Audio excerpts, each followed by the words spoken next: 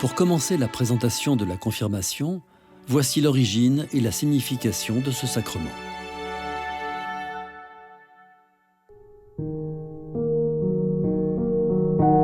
Avec le baptême et l'Eucharistie, la confirmation est l'un des 3 sacrements de l'initiation chrétienne. Et c'est à travers celle-ci que l'on devient véritablement un membre de l'Église, le rassemblement de tous les croyants. La confirmation prépare à l'Eucharistie. À la suite du baptême, elle perfectionne et complète ses effets. Si le baptême est le sacrement de la naissance à la vie chrétienne, la confirmation est celui de la croissance et de la maturité spirituelle. Le mot de confirmation est à comprendre dans le sens de fortification, d'affermissement. La confirmation est le sacrement de l'Esprit Saint.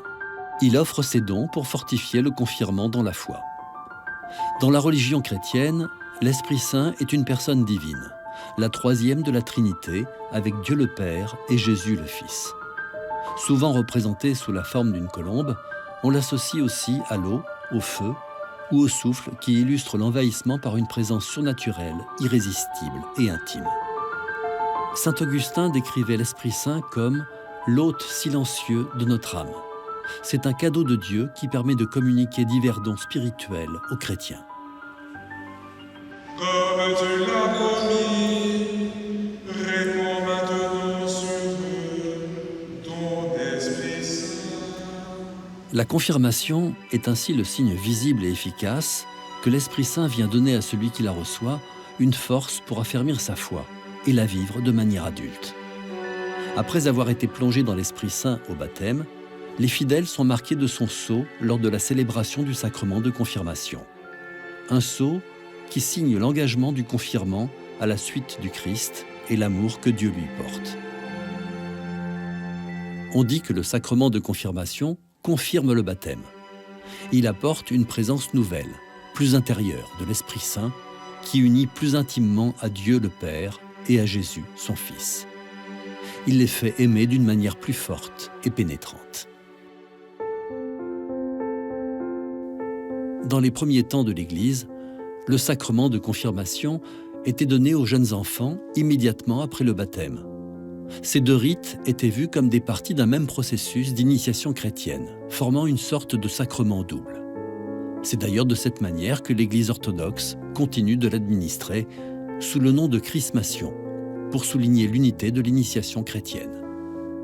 Au Moyen Âge, en Occident, les catholiques latins ont donné une place de plus en plus importante à la catéchèse, préparatoire à l'accueil des sacrements.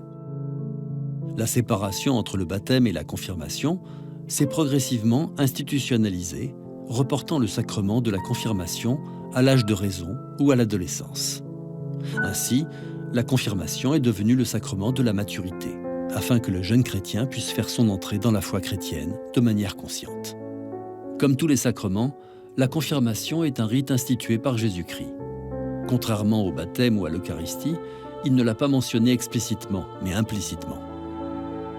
Dans les évangiles, il promet à de nombreuses reprises le don de l'Esprit Saint. C'est une promesse qui trouve son origine dans l'Ancien Testament. Les prophètes Ézéchiel et Isaïe annoncent que l'Esprit du Seigneur reposera sur le Messie et promettent aussi que cette réception de l'Esprit sera communiquée au peuple entier. Cette promesse s'accomplit le jour de la Pentecôte, lorsque chaque disciple reçoit, sous forme de langue de feu, l'Esprit Saint offert par Jésus le soir de Pâques. Celui-ci les pénètre de sa lumière, de sa force et de son amour, leur donnant l'énergie d'aller témoigner de la résurrection du Christ à toutes les nations.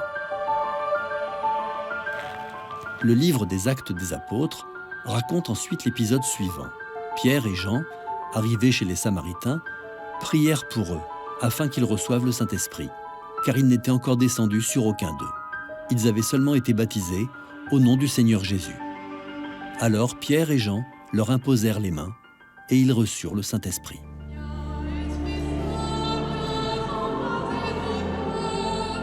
Ce rite de l'imposition des mains, qui perpétue le don reçu à la Pentecôte, découle de la promesse du Christ. Mis en parallèle du baptême, il marque l'origine du sacrement de confirmation. Ainsi, Tous les chrétiens du monde, de toutes les générations, sont appelés par la transmission de ce sacrement à expérimenter le don de l'Esprit Saint. Ce don est communiqué aux baptisés par l'évêque. On dit ainsi que la confirmation est la Pentecôte du chrétien, qui le marque à la manière d'un sceau pour le consacrer à Dieu pour toujours.